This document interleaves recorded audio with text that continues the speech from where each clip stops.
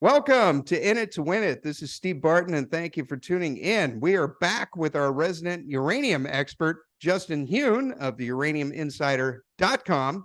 Justin, thank you for coming back on the show. Happy to be here. Good to see you, Steve. You too. You too. All right, let's get right into it. We got a lot of listener questions, and thank you to everyone that submitted a question here. Let's start out a little broad view right here. We've had a run up in the uranium equities and spot price lately. What's your take on that? Well, we had a really kind of anomalous August. This last month, we saw the price of uranium in the spot market move up almost $5. It was $4.85 move in the month of August. August is the slowest month of the year, historically speaking, for nuclear utilities and the spot market. And generally speaking, we typically have a spot price that is flat or slightly falling for the months of July and August. So, and the equities typically will follow that as well. So if you look at charts and go back a few summers, typically there's a bottom somewhere around, July, August. And that's been the case for multiple years in the past. And this past month, we saw very nice moves across the sector and a big move in the spot price. So something is different here.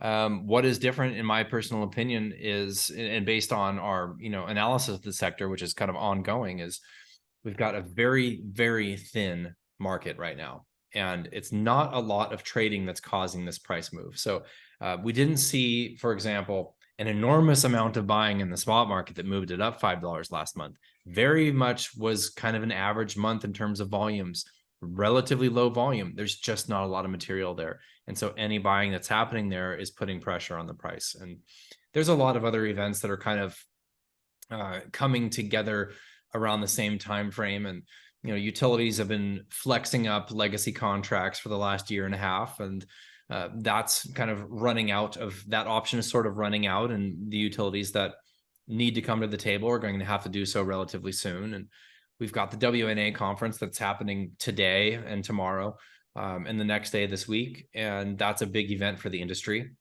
The World Nuclear Association will be releasing their biannual fuel report, which is essentially graphing out the supply and demand modeling for the sector going out to 2030, 2035 and beyond. And that's something, and it's not just a graph, they have a whole report that backs up that data representation, but it's a visual that the market kind of waits for and looks for and is always excited to see it. They're actually releasing that tomorrow, which would be Thursday the 7th. So hopefully that'll leak out and we'll get to see it relatively soon here. They also do sell that report on the WNA's website. So if you want to support them, they do amazing work. But yeah, all of these things are kind of coming together at the same time. And we just have a very, very thin spot market. And the price is going to continue to move to the upside. And we think we're going to have a really strong Q4 this year. And honestly, I think we've just entered kind of the beginning of wave 3 of this bull market. We had very strong wave 1. December 2020 through November 2021, lasted about 12 months. And we had a pretty brutal, pullback and consolidation over about the last 18 months. That was kind of wave 2. Now we're just starting that next leg up for most of the sector. There's been a couple of outliers, Cameco being one of them. It's been very strong. But I think we're entering the beginning stage of that third wave of this market. Okay, so it wasn't like there was a huge amount of purchasing happening during that time. This was kind of run-of-the-mill purchasing, and just limited supply is what naturally drove the price up. Exactly. Yeah, I can tell you right now. Let me bring it up. Let's see, long-term spot market. In August, there were 23 transactions in the spot market, 4.2 million pounds transacted. And that's not necessarily 4.2 million pounds purchased. Those are just volume transactions. A lot of times that's pounds changing hands. It's not necessarily end user buying. In fact, the majority of the buying in the spot market happens by intermediaries, not utilities, not producers. Utilities do about 25% of the buying in the spot market. Most of it is coming from intermediaries. So that would be the financials, but the financials have been pretty out of the market this year. SPUT's done a little bit of buying. Zuri's done a little bit of buying, but the intermediaries are basically the traders. And to quote Grant Isaac from Cameco, the traders are kind of the connective tissue between the term market and the spot market. And so we've seen a little bit of heightened trader activity, but on average, this was not a breakout month in terms of volume traded in the spot market. We saw a $5 move to the upside. Pretty big deal for a spot market in August, lacking entirely in financial buying. Interesting. Okay. Let's go over SPUT, and we'll get to the changes in a sec, but can you explain how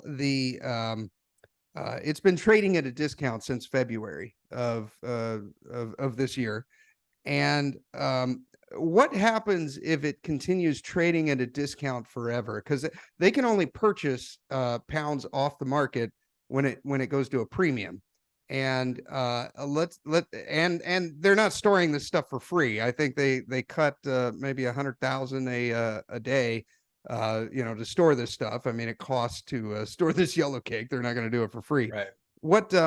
What happens if it continues trading at a discount? Do you see that as a possibility? Maybe kind of go over the mechanics of that.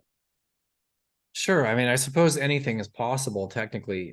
Well, but just a quick correction. They can buy uranium when they're at a discount to NAV.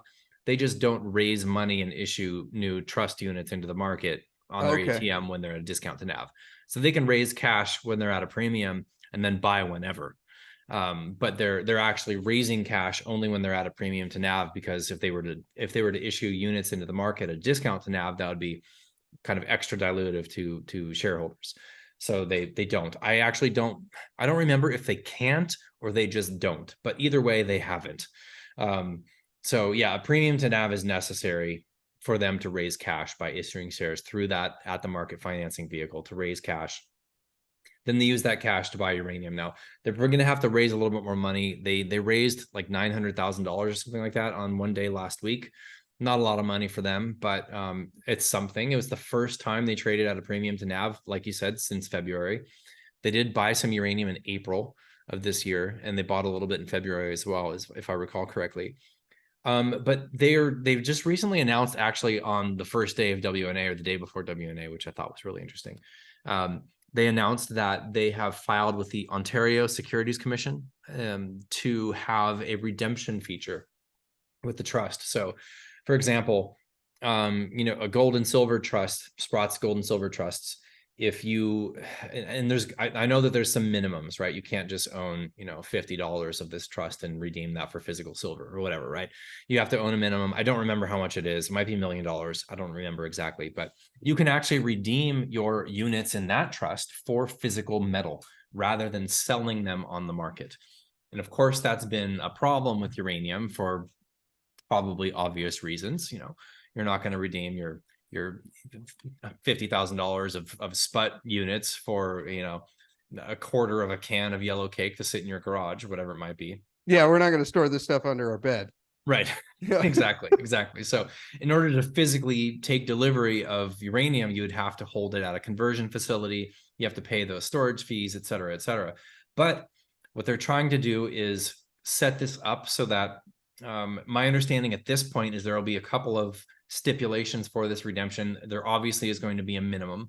That minimum very well could be 100,000 pounds of uranium. That might be a minimum lot. I'm not exactly sure, but there also is going to be a time frame window. So each individual unit holder can only redeem once per year. That's my understanding from their news release. Now, I've yet to get perfect clarity on what they're trying to set up. They even said in the news release, we are not going to talk about this anymore, basically. So I don't know how much info I'm going to get from Mr. Ciampaglia once he's back from WNA, but for now, what we understand is that if you do hold trust units and you choose to redeem, you will be able to choose to redeem. You will be able to redeem at NAV, regardless of where it's trading. So what that means is, if you buy those units when it's at a discount, you literally can be buying uranium at a discount. Whereas right now, if you buy it at a 10% discount to NAV and you're trying to speculate on that discount and arbitrage that discount, you're basically trusting that it's going to trade back up towards NAV, at which point maybe it's moved up with the spot price anyways, and you're still in the money on your investment. But if it's gone from a minus 10% to a minus 2% discount to NAV, all other things being equal, let's say the spot price hasn't moved, you've made some money on that investment, right? But the fact that you can't redeem means that that arbitrage of that discount is inherently basically betting on it, that discount narrowing. Whereas now, if you can buy at a discount, then you know that you can redeem at NAV and you've actually bought uranium at a discount. So it's really, really interesting. And it should, if it gets approved by the OSC, the Securities Commission, if I'm saying that correctly, I think I got the acronym right. If it gets approved, then that should help it to trade much closer to NAV much more often. Even right now, you know, it's a chip shot away from being at a premium. I'm actually surprised we haven't seen more funds flow into it to get it to a premium. There's certain conspiracy theories out there that certain entities have a vested interest in keeping them from being able to stack a bunch of cash and buy uranium. I don't know if that's true or not. I think it's probably more likely that somebody who bought it at a 15% discount to NAV is saying, oh, we're close to NAV now, so I'm going to take some profits. It's also a little bit overstretched in terms of RSI, along with some of the other stocks in the space. So maybe the traders are trading out of it, knowing that it's close. But yeah, what happens if they trade at a persistent discount? Well, I think technically speaking, I think that they can sell some uranium to raise money. I believe that that's allowed in their prospectus. I know that they don't want to do that. And I know that the investors who own it don't want them to do that either. So what they're trying to implement is possibly a solution for that. It should trade much closer to NAV, much more consistently if it has a redemption feature. We, and along with a number of other of our industry colleagues, have suggested to them in the past something that they did not seem like they were willing to do, but we had suggested to them to file for a normal course issuer bid, an NCIB, so that they can actually buy back units. And if they filed for that, and then let's just say hypothetically had a line of credit against their inventory, discount gone. Yeah. In an instant, right? Because if they can all of a sudden borrow $50 million and buy back trust units and get them back to NAV, there's no reason for it to trade to a discount. But they don't want to leverage against their pounds. They weren't interested in that idea. We weren't the only ones with that idea, by the way.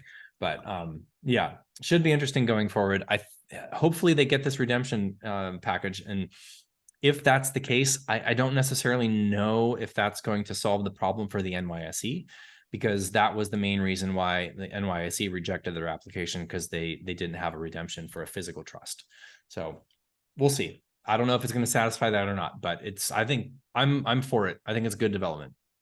Okay, so if I understand this correctly, basically, if you're if you have a lot of if you're a large shareholder and it's trading at a premium, you can buy it at NAV, right?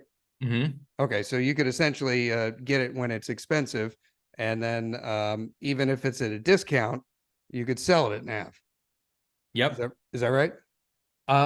Well, if you buy the trust units at NAV, if you're selling trust units at a discount to NAV, that would be a loss, assuming that it hasn't moved up with the price of uranium. But you can redeem for physical at NAV and not take that hypothetical loss on where it's trading relative to NAV is sort of irrelevant. Wherever you buy it, you can redeem at NAV. Of course, assuming those other metrics that I don't know yet, whatever that minimum lot is, and assuming that you're only doing it once within a 12-month period. But yeah, I think it's really interesting because you might want to, it opens up another possibility, which is maybe utilities could speculate on this, especially if markets go risk off, maybe they'll want to buy trust units at a 10% discount to NAV, knowing that they can redeem for physical, and that physical will be held at a conversion facility where they already have material sitting. So it makes sense for industry players to do this as well.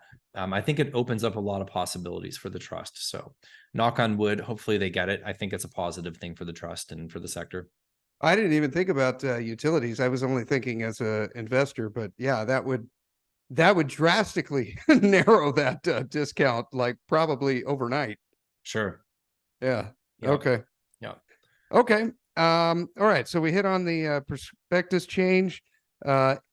Elder Catch.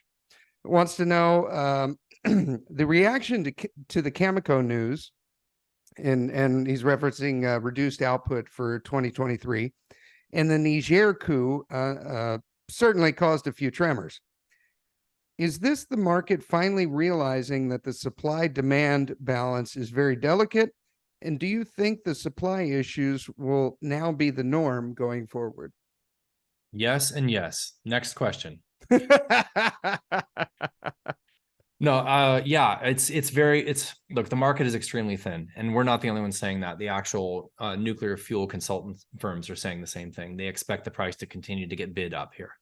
So supply concerns are absolutely there. The primary producers are essentially sold out of uranium for the next few years. And part of that reason is because utilities have been flexing up their legacy contracts. Then we have just a very thin spot market.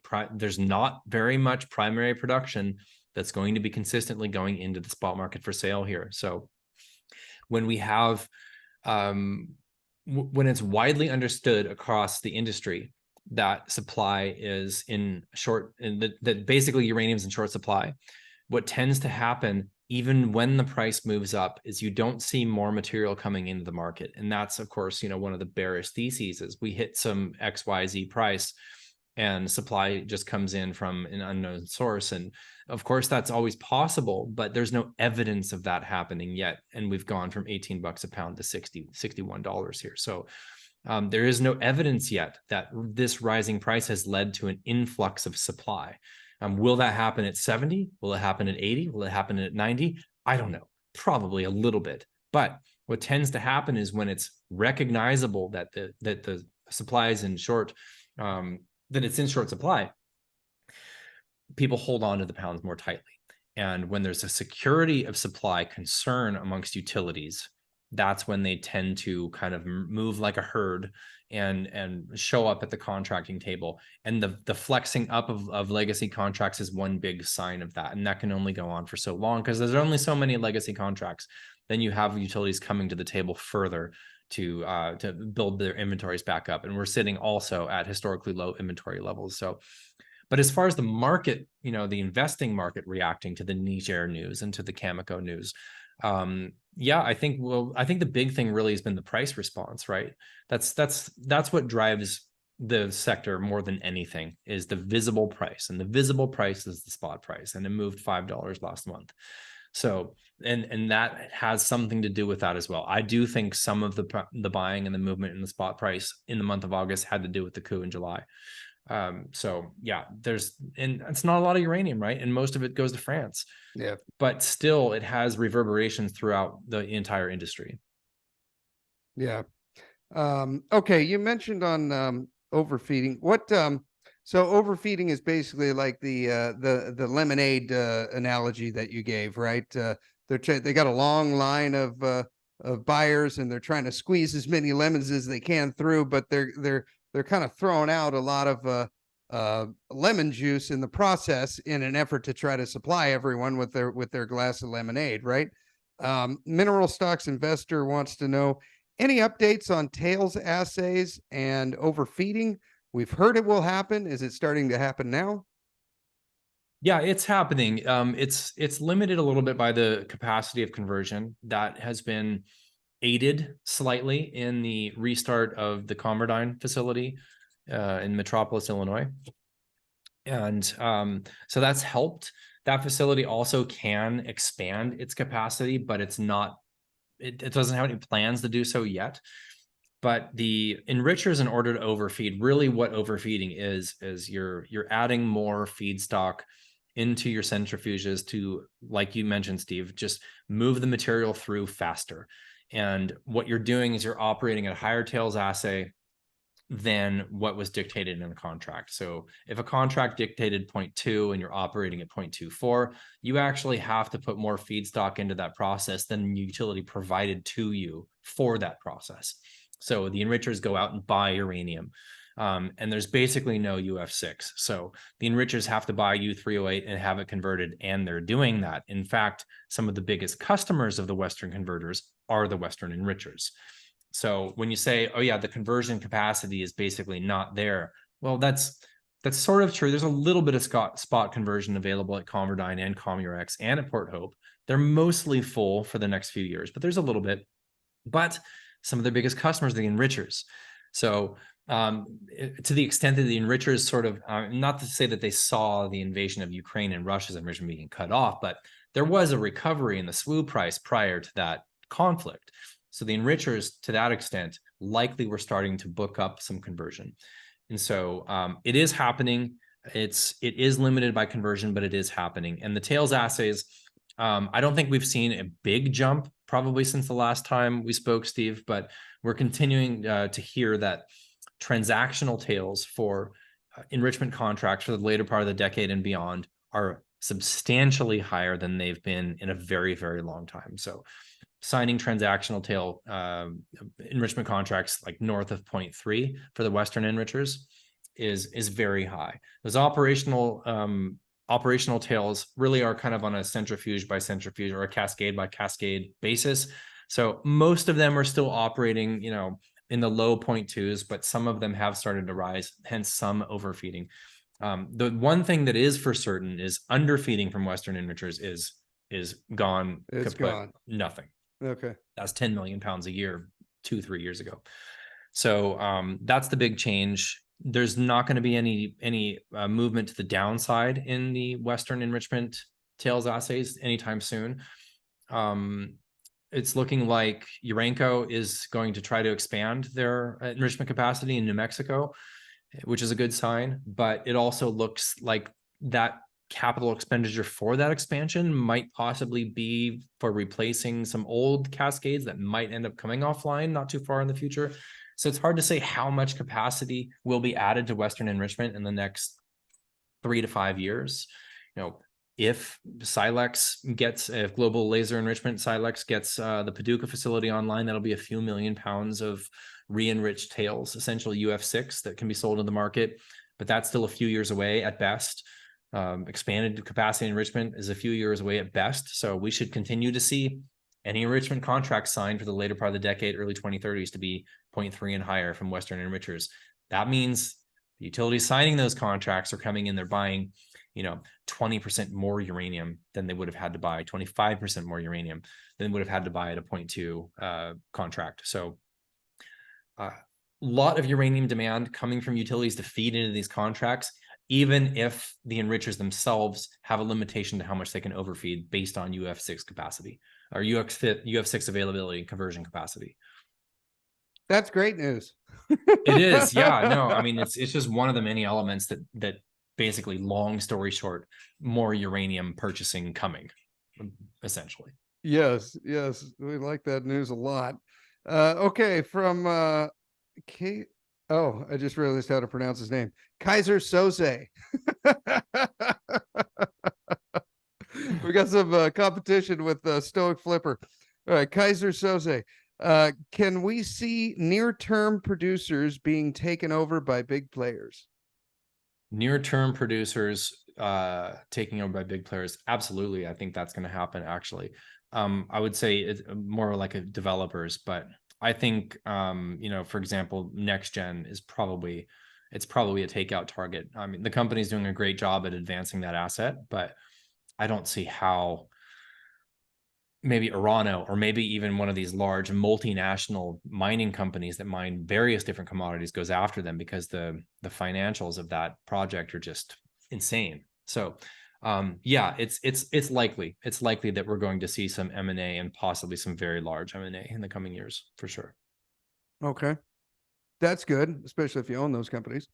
Sure. All right, Melt Up Mike wants to know, when in the cycle is a good time to pare down producers and add to juniors? Right now, baby. No, I'm not joking, actually. There was a really interesting graph that was put out by Haywood Securities just recently this past month that we actually highlighted in our September newsletter that went out yesterday.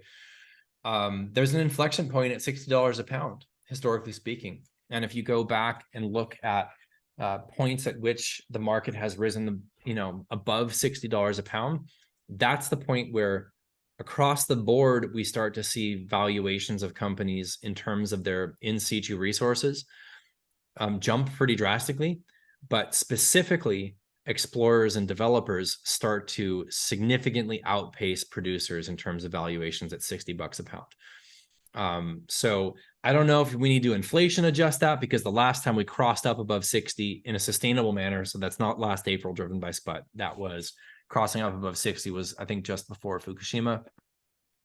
And then, so that was late in those 2010, I think. And then before that was probably 06. That's when we saw, so if we inflation adjust, we got to go higher than that. But basically, according to this chart and according to historical data, $60 a pound is that level where we start to see small caps, mid caps, explorers, developers outperform the producers.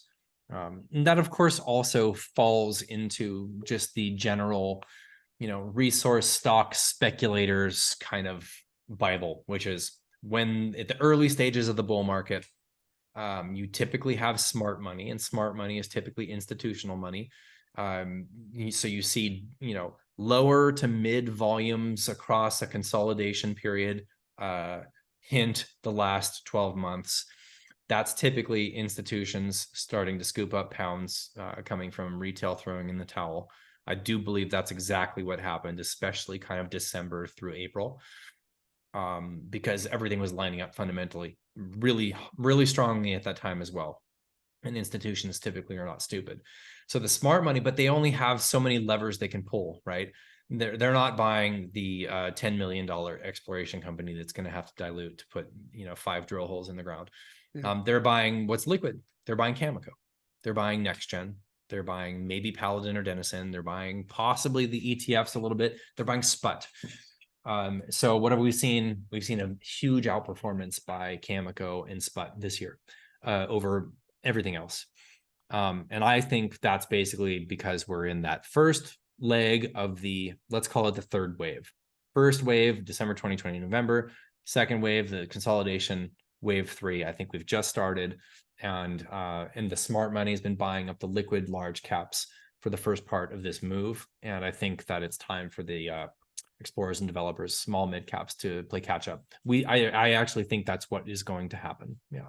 Okay, that goes right in line with what Rick Rule told us, that and Scott Melby, that UEC, once they see a sustained price above $60 a pound, they're coming on.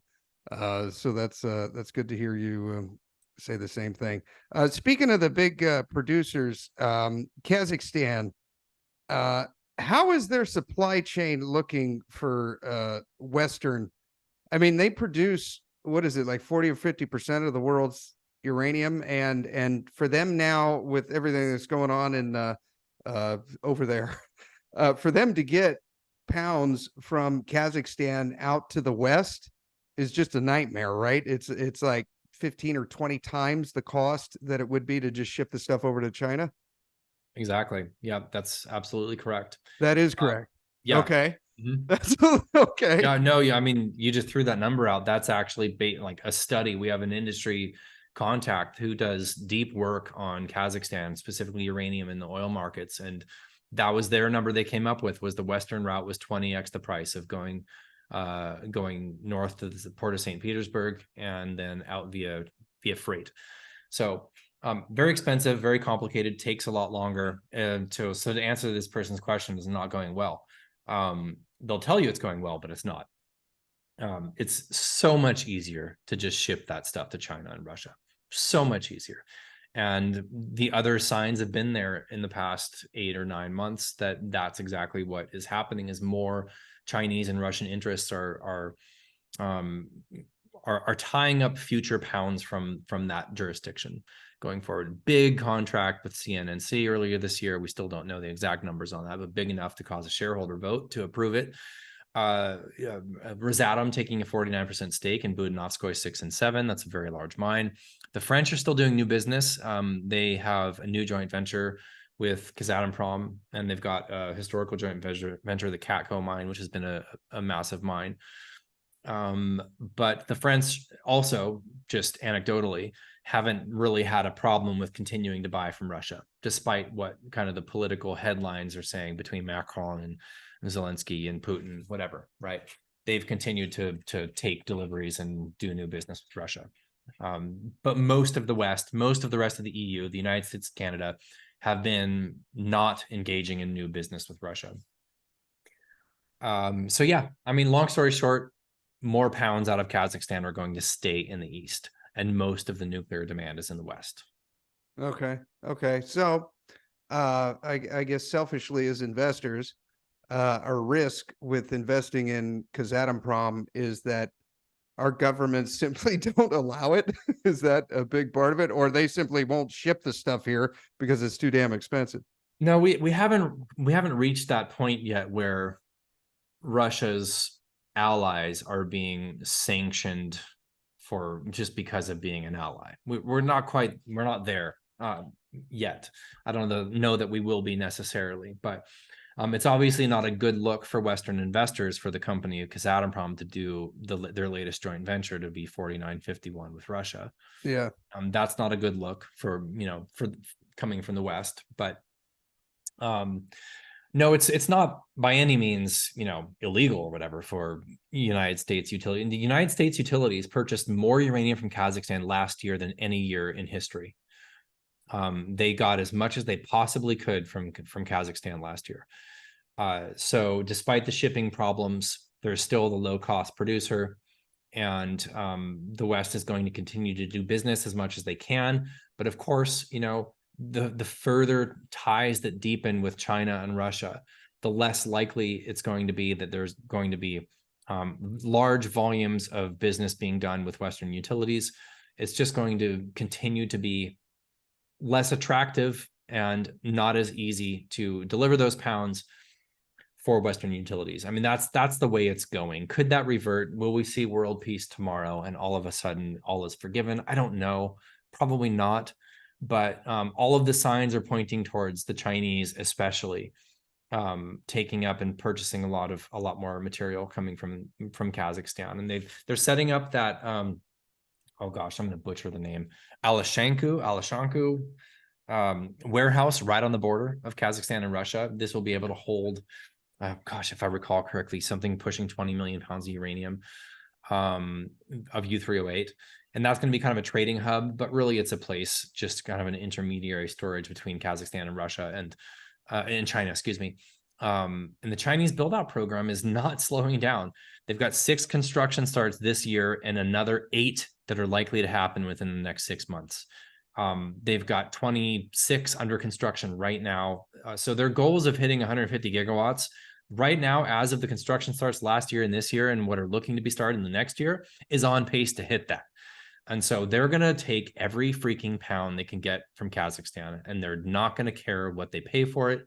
And the West is going to be left holding an empty bag if they don't really soon step up and incentivize the projects that need to come online. So that's Denison's Phoenix, that's NextGen's Arrow, that's, Deep Yellow and Forcis and Bannerman stuff in Namibia, it's Global's DASA, it's the ISR stuff in the US. All of that is necessary. And modeling for all of that supply to come online this decade, we still have a cumulative shortfall of pushing 300 million pounds by the time we get to 2030, with all of that production coming on time, online, and on budget. I don't know how that's going to happen, but I don't even remember what the question was. Did I answer it?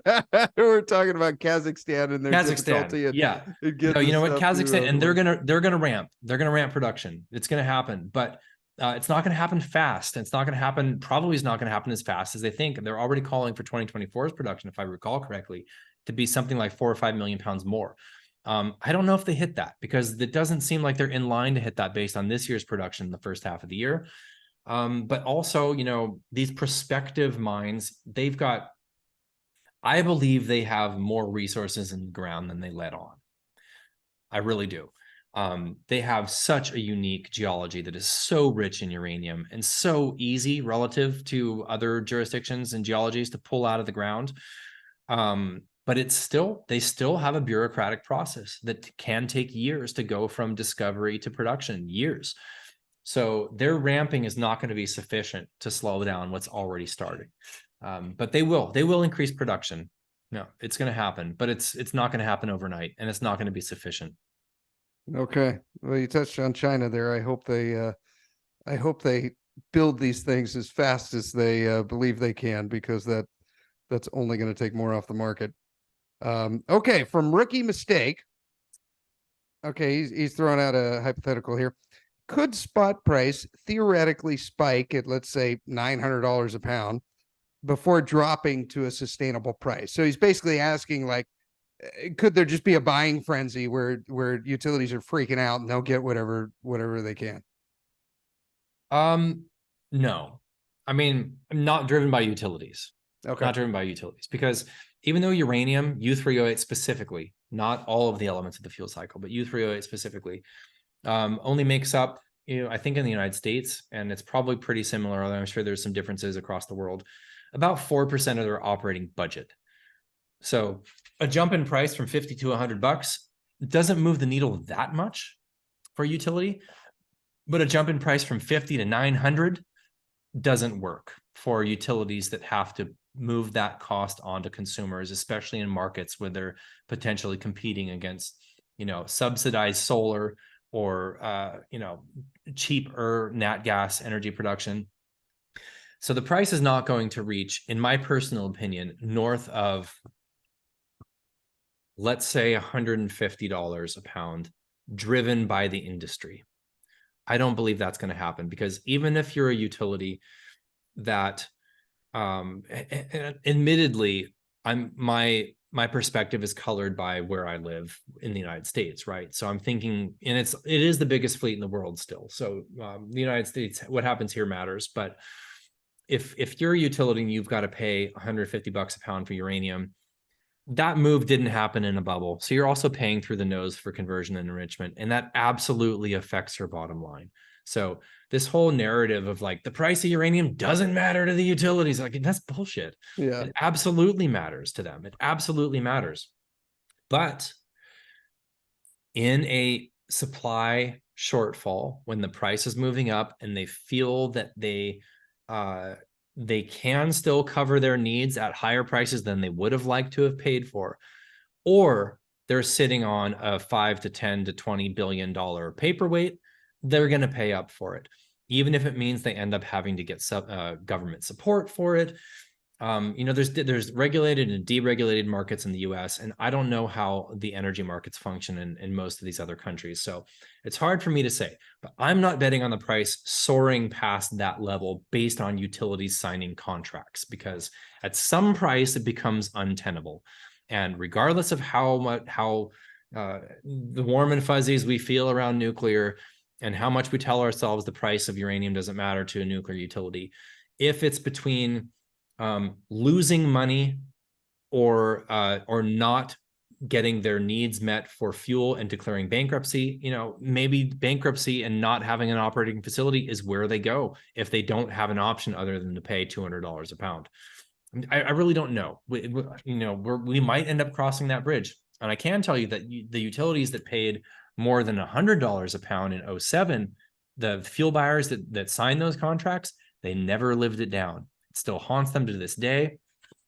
And it's not something, so I really think that narrative is harmful, that the price of uranium doesn't matter to utilities, because it does.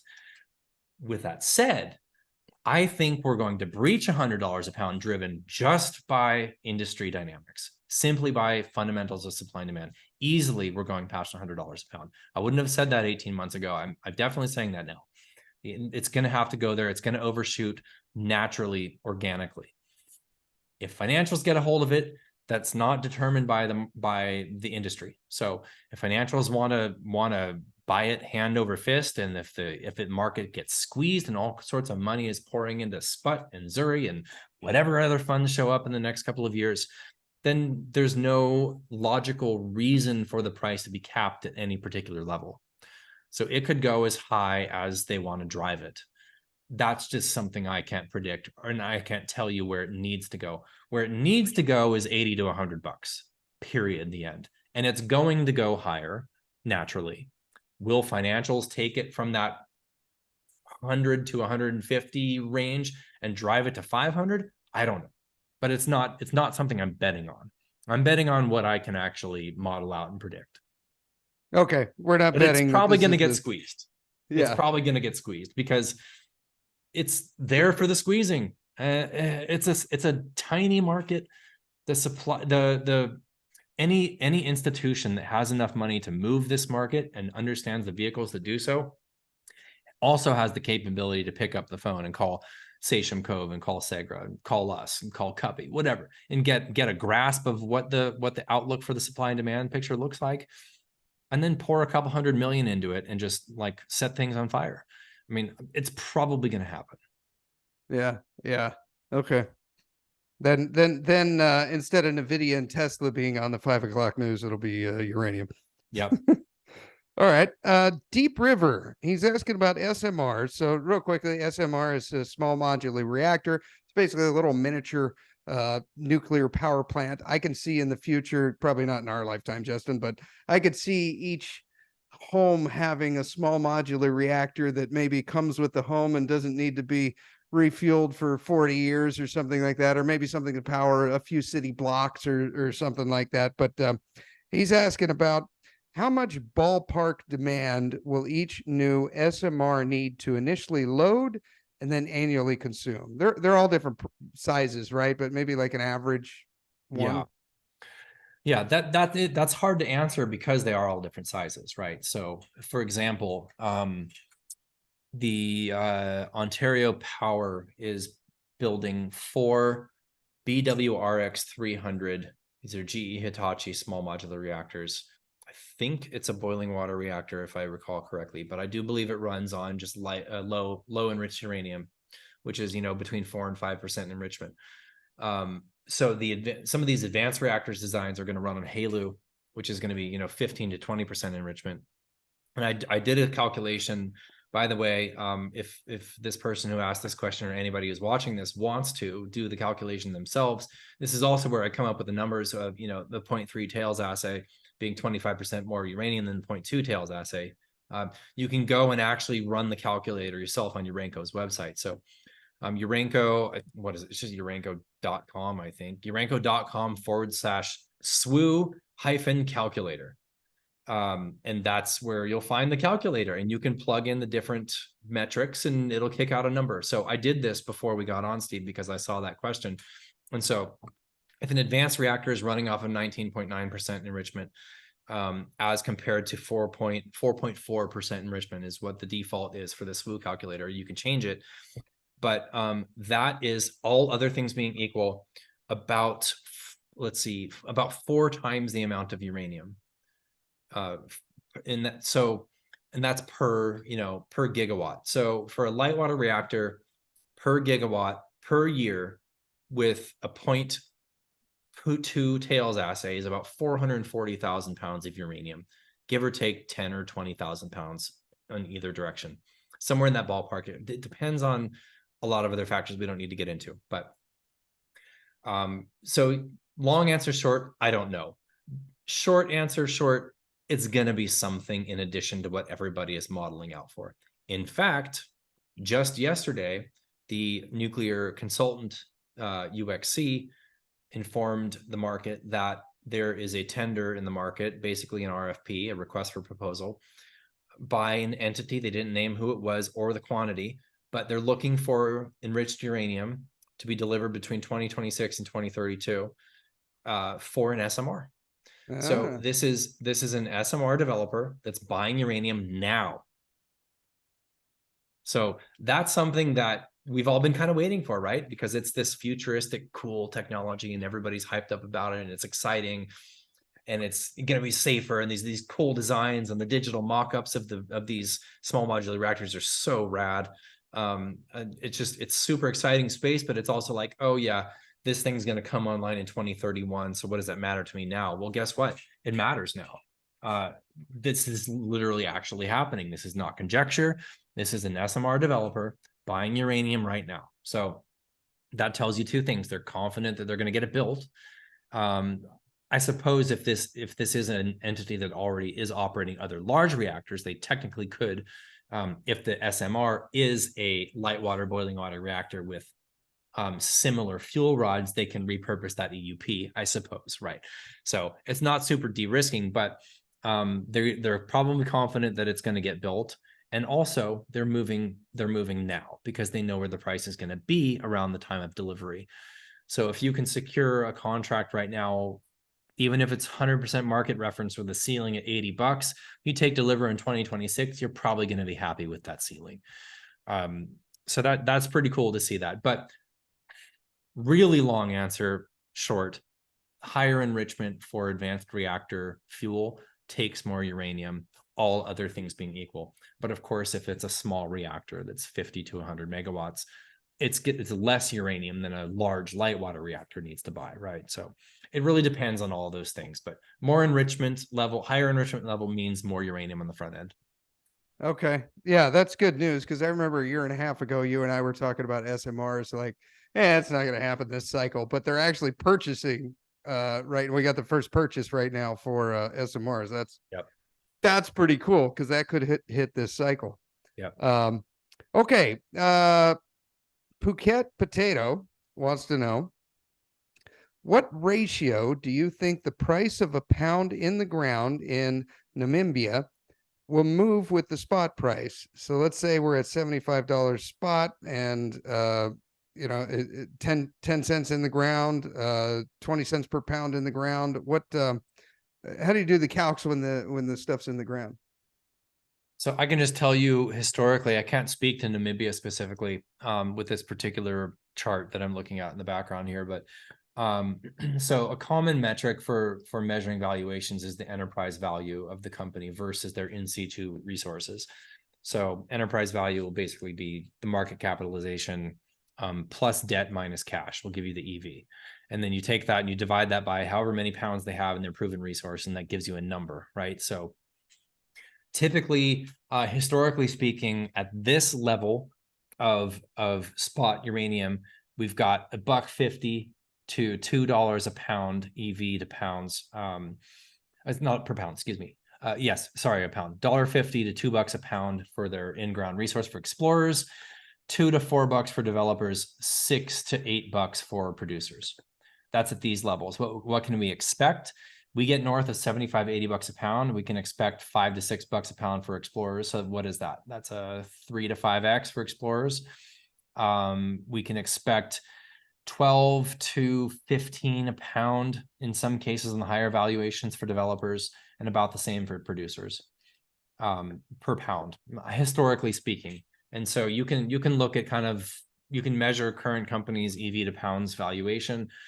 And it's not like I said, it's not a great metric to look at, but it's something, because the enterprise value doesn't necessarily take into account the assets held, right? Because if the market's not giving valuation to those assets, it's not really fair. But like if a company has 50 million pounds in the ground, and company A and company B has 50 million pounds in the ground and a mill that's built, they're going to have the same EV to pounds valuation. Yeah. But clearly they're not on the same valuation level, or shouldn't be. But that's somewhere that you can kind of play around with valuations, at least on a relative basis. Okay, so $1.50 to $2 a pound for explorers, 2 to 4 for developers, and then $6 to what for producers? Yeah, and then that's a current valuations. Okay, so we can expect those to drastically move up as the price continues to move higher. Okay, yeah, especially for the small and mid caps. Yeah. Okay, down the road wants to know, what strategy do the big institutional investors pursue when buying in? And will they try to shake us out? How do we identify it? I don't know that there's really an agenda to shake retail out necessarily. I mean, there's always kind of those conspiracy theories that are thrown out there. And I suppose there's some evidence of that sometimes, that you can see kind of some drip feeding sort of selling that can kind of beget more selling. And to the extent that retail tends to chase momentum more so than they tend to position strategically, I suppose that could possibly be the case in some cases. But what strategy do they have? Well, I think the primary strategy really has to do with liquidity. If you're managing a lot of money, liquidity is paramount, period, at the end. So there's not really a accumulate the small caps kind of strategy for large institutions. They're going after liquidity, and they're going after volume. There has to be enough trading volume that you can take a sizable position sufficient to actually move the needle for your fund, without it threatening the liquidity of the fund, right? So if you are managing $1 billion and you want to take a 5% position, there's only a couple things you can buy. So I would argue that because this sector is so small and the liquidity is so insufficient with very few exceptions, there's probably not as much of a strategy as you might imagine. With all of that said, I do think that there is a strategy that, generally speaking, institutions that are interested in this space are positioning in the ETFs in Cameco, NextGen, SPUT, with possibly the intention of putting more funds into SPUT, knowing that they're going to buy uranium, and buying uranium is going to move the price, and moving the price is going to move their other positions. So that just makes too much sense to me for me to think that that's not a strategy. And I believe that it is. I don't think it's an across the board strategy, but I do think that some institutions do have that intention. And I think we've seen that play out in the past. Okay. All right. And rounding out, Matthew Hunt wants to know uranium miners you got on your watch list. So maybe we could talk about your newsletter. What do people get when they sign up? And there's you and your partner who used to be a hedge fund manager. What do we get when we sign up for uraniuminsider.com?